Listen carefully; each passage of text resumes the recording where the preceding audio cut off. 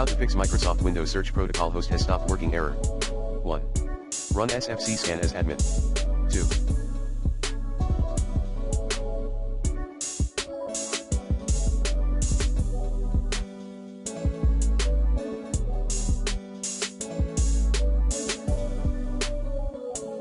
2. Ensure the Windows search service is running. 3.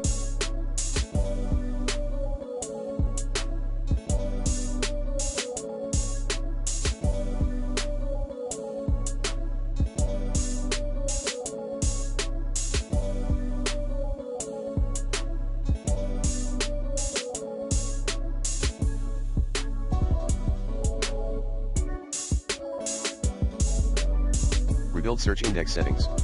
4.